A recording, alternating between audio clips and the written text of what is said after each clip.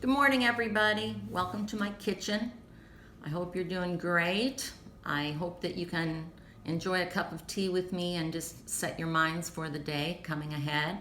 I wanted to share with you a scripture in Mark chapter 14, starting in verse 3. It says, "While he was in Bethany, Jesus reclined at the table in the home of a man known as Simon the leper. When he was there, a woman came with an alabaster jar of very expensive perfume made of pure nard, and she broke the jar and poured the perfume on his head. Some of those present were saying indignantly to one another, 'Why this waste of perfume? It could have been sold for more than a year's wages and the money given to the poor.' And they rebuked her harshly. 'Leave her alone,' said Jesus. 'Why are you bothering her? She's done a beautiful thing to me. The poor you will always have with you, and you can help them anytime you want, but you will not always have me. She did what she could. She poured perfume on my body beforehand to prepare for my burial. I tell you the truth, wherever the gospel is preached throughout the world, what she has done will also be told in memory of her.'" You know, it's interesting when we look at this woman that when she brought the perfume of pure nard in the alabaster jar and poured it on Jesus's head, she was rebuked harshly. I don't know if you've ever been rebuked harshly, but I think a lot of us can relate with someone who feels rebuked harshly because of the way we think about ourselves. And there are certainly opportunities that Satan can accuse us as well.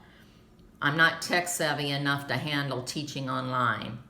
I'm not good enough to be the parent that I need to be right now with chaos reigning in my home. I'm not smart enough to tutor my kids in this or that subject. You can feel put in your place at different times. And it's interesting to see the way Jesus silenced those that were rebuking her. I wanted to show you something. This is a jar made out of alabaster.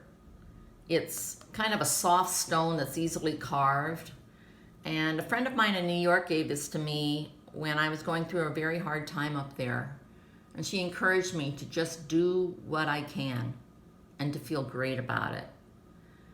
And that's what I want to encourage us to do today. It says in verse 8, she did what she could. And I just want to encourage each of you to do what you can. Do what you can to follow Jesus. Do what you can to be the best parent you can be if you're a mother, to be the best roommate you can be if you're still single. Be the best you can be. Do what you can and trust that God will make it enough.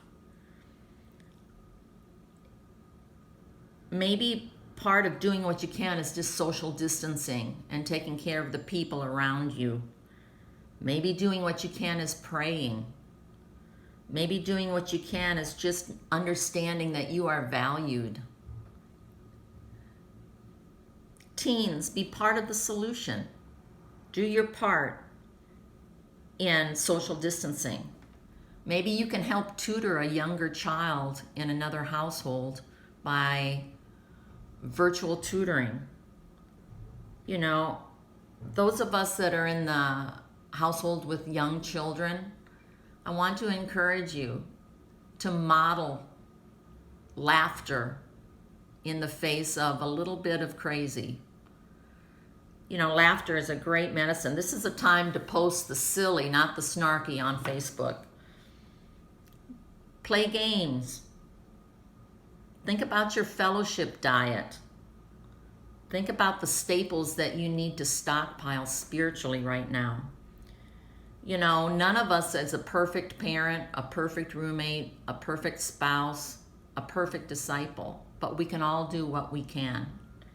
In 1 Peter 4 verse 8 says, let me read that to us. Starts in 7. "Therefore be clear-minded and self-controlled so that you can pray. Above all, love each other deeply, because love covers over a multitude of sins." You're going to have shortcomings. We all do. We're learning a lot quickly about how to take care, Wilson, how to take care of each other and how to take care of our pets. So I want to encourage you, do what you can. Rejoice in the fact that you have the challenges that you have. Model humility and a teachable spirit to your teenagers who think they know all the things that you need to change. Model to them how to be a good learner and how to change. Model to your young children how to pray about the things that worry you and how to take each day as it comes and rejoice in it. Let's model laughter and faith in the face of uncertainty. Let's do what we can. That's my thought for the day. I hope you have a great one. If you need anything, call me. Bye.